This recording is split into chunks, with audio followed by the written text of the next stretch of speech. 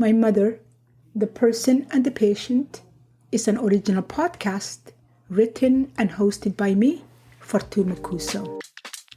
This podcast is about my mother, Timira Abdussamid Mohammed, Ayaya we call her, and that's the Somali word for grandmother, and her great-grandchildren call her Ayaya too, and that is their way of saying great-grandmother. During COVID lockdown, my mother's Alzheimer's progressed faster than it had the 8 years previous, because at this time, the Alzheimer's began to impact the functions of her major organs. And that was not happening in a way where you would know somebody had a heart attack or somebody had a stroke or nothing like that. It was Saturday and we put my mother down for a nap for an hour or so. My sister was visiting and there was a support worker at home to help us out.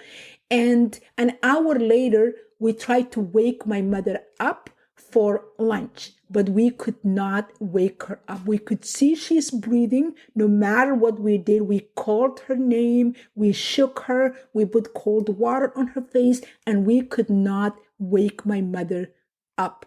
And this lasted for 2-3 minutes, the longest 2-3 minutes of my life. After we tried to wake her up that long and we couldn't, we decided to call an ambulance. So the ambulance people came, she was still like that. They tried to wake her up, they couldn't. They checked her blood pressure, they did all kind of assessment. 5 minutes into it, my mother woke up with a start. Like you would wake up if you were in deep sleep and somebody walked into your room, opened the door, banged something, and then you jump with a start. So it's like she forgot to wake up. That's the only way I could explain it.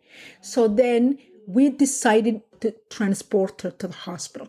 So we got to the hospital and they tried to do assessment. This is right after my mother stopped being mobile. So she's not walking on her own.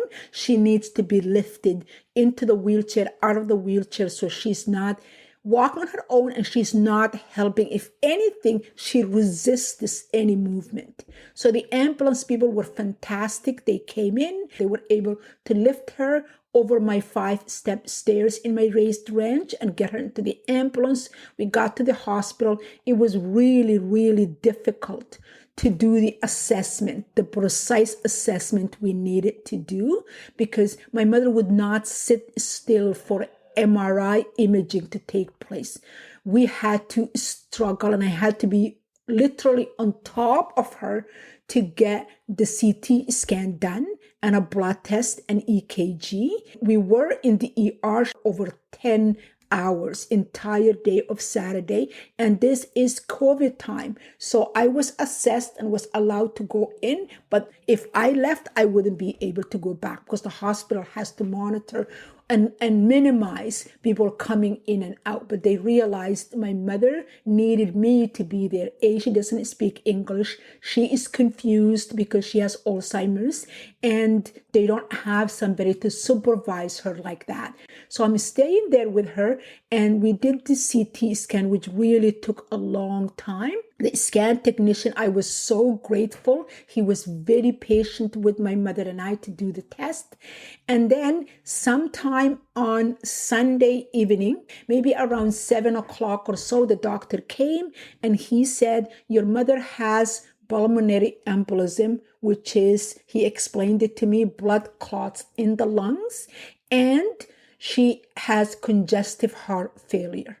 He said there's nothing we can do with the congestive heart failure with her situation, but we are going to put her on blood thinners to make sure the blood clot doesn't cause more problems, and she will have to be on the blood thinners indefinitely. And he said, that's it, and I'm going to discharge you. So I said, okay, if you discharge me and it's Sunday night, I will have no way to get my mother home because I have to hire private transportation company and they are not working Sundays. And he said, no, the nurses will call you and the private companies will come and pick your mother up as long as you are willing to pay. I am willing to pay. It's a lot of money. It's over $200. And I only live about 4 kilometers away from the hospital. I said, but they're not working on Sunday evenings. And he insisted, yes, they are. And he left and he discharged me. I called the company and nobody was answering their phone, and the nurse called and nobody answered. So I had to stay at the hospital all night Sunday, but my mother was discharged. So we had no nurse attached to us and we had nobody to helping us with things. So the nurses, every time I went up to them and I just said, okay, I need to change my mother, or I need a snack for my mother, or I need dinner for my mother, they would say, what's your mother still doing here? She's not in the system. She had been discharged. And I had to explain every time the shift changed. So the shift changed 7 o'clock Sunday night.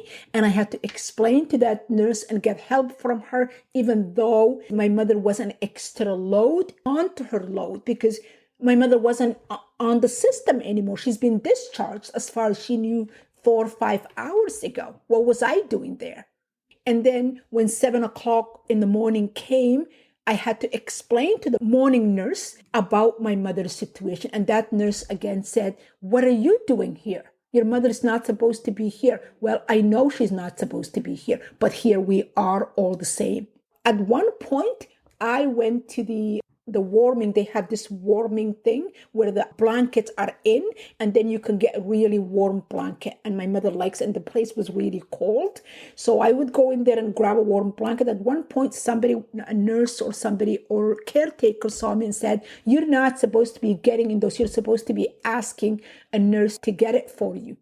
And I don't want to ask a nurse to get it for me because nobody's assigned to me. I don't know who to ask. So I looked at that person and I was so upset. And I usually don't really like to get upset with people that are helping my mother. And I just said to her, sue me. And so I had to stay in the hospital until 11 o'clock next morning when that private transport was able to come in.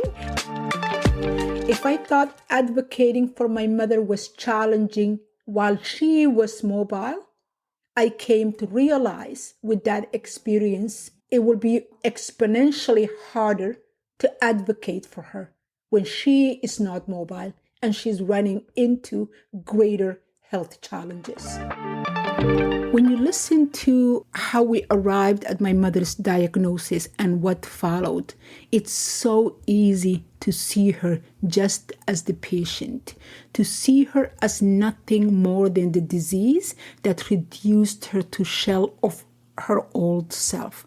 But I want to also to tell you about my mother, the person, the fierce woman that told her stories unapologetically, celebrating the beautiful parts and harsh realities equally.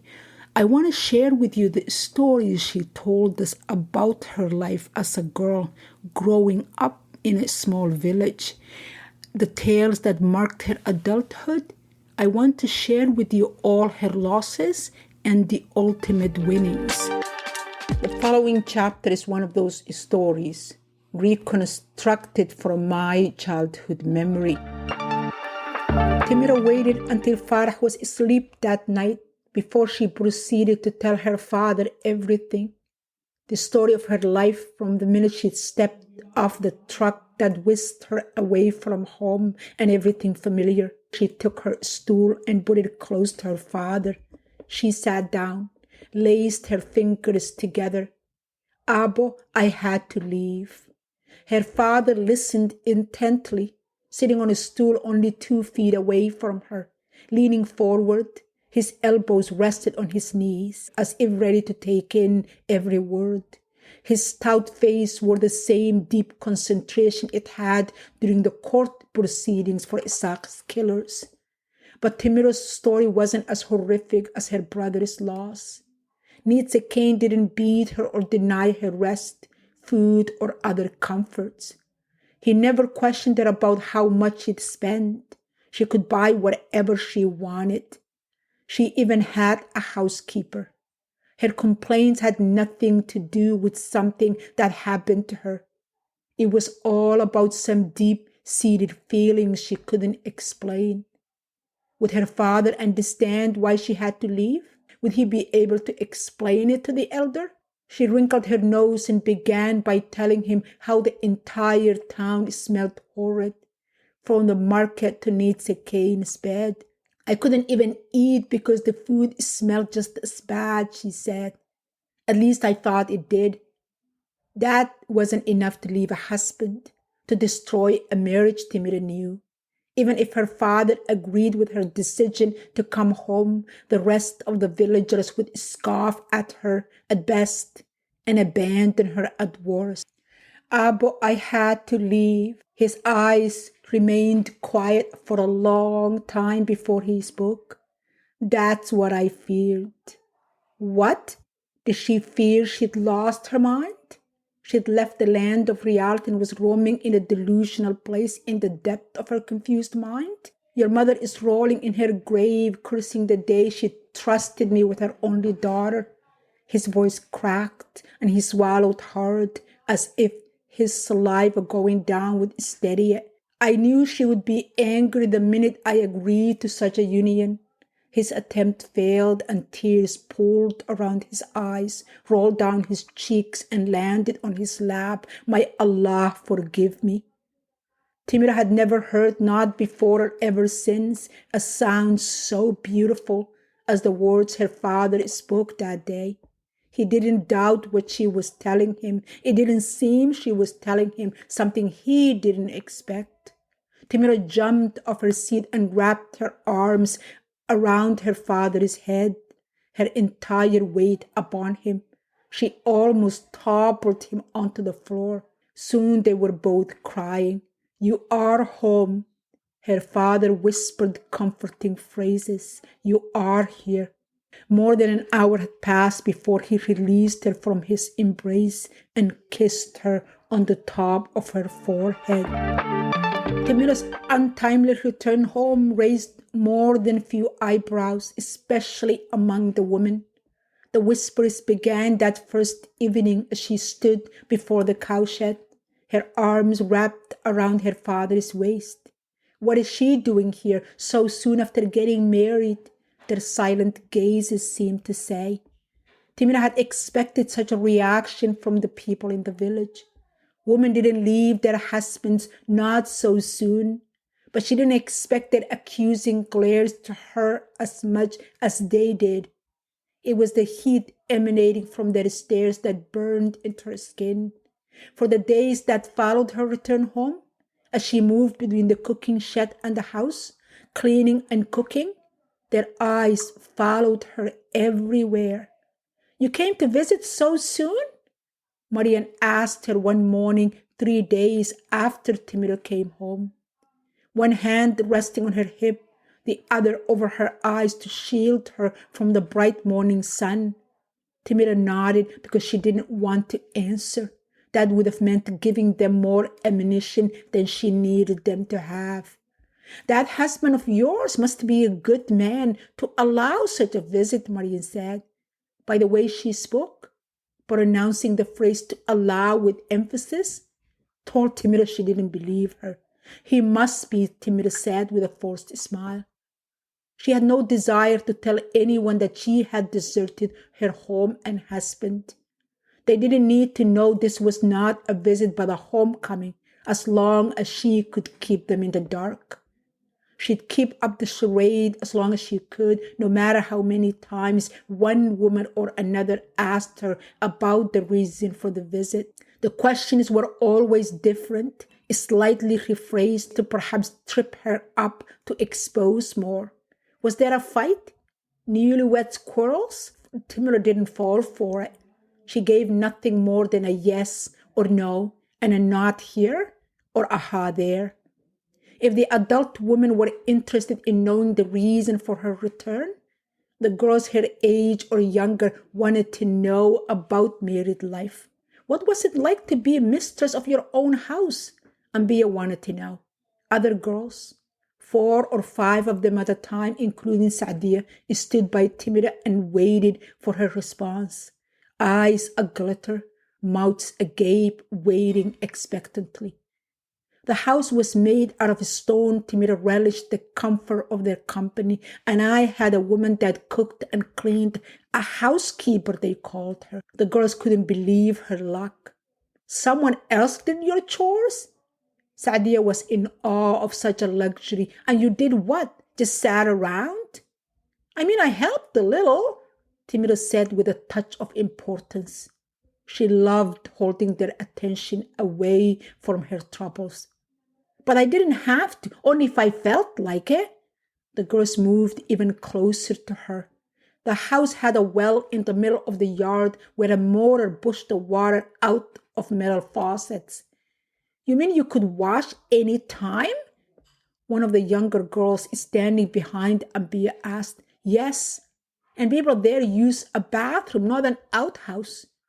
Timira knew not everyone in town had it, but the girls didn't know. And she had no desire to tell them and spoil the glow of their attention on her. Timira's description of the bathroom kept them awestruck by the comfort outside their village. From a place like that, I would never come home, Ambia said. Others agreed with her, unanimous. Farah came running into the cooking shed 2 weeks after Timira's return. That man is here, he said, with other men. Farah took Timira's hand and pulled her close to him. What are they doing here? They want to see Abu. Timira knew whom he meant when he said the man. Nita Kane was here to rip her well-worn disguise of coming home for a visit. She'd expected him to come sooner than he did, but her stomach dropped and the muscles around her neck tightened all the same. Her throat constricted, her heart fluttered, beating against her chest hard. Go get Abu. She sent Farah to the field where her father worked, inspecting the crops for the upcoming harvest. When she stepped outside the cooking shed, she saw Nitsa Kane walking toward her. His limp was more pronounced now than when she last saw him. He led a group of 5 men in her direction. Why did he bring so many? To have his elder with him was enough.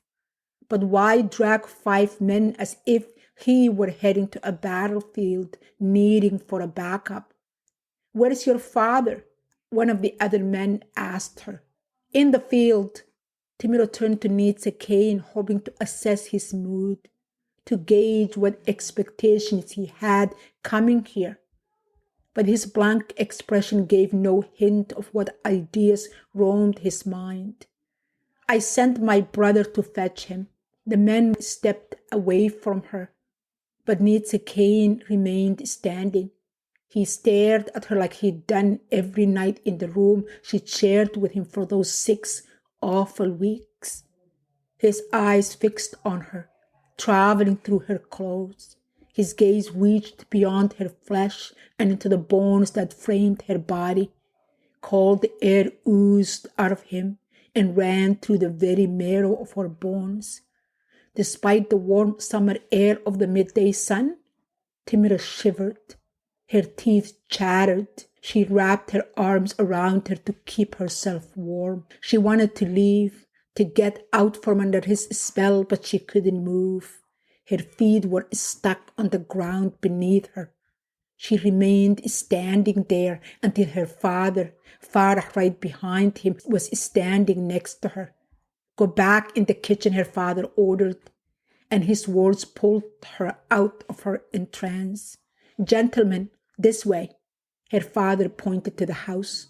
All 5 men, including Nitsa Kane, followed him.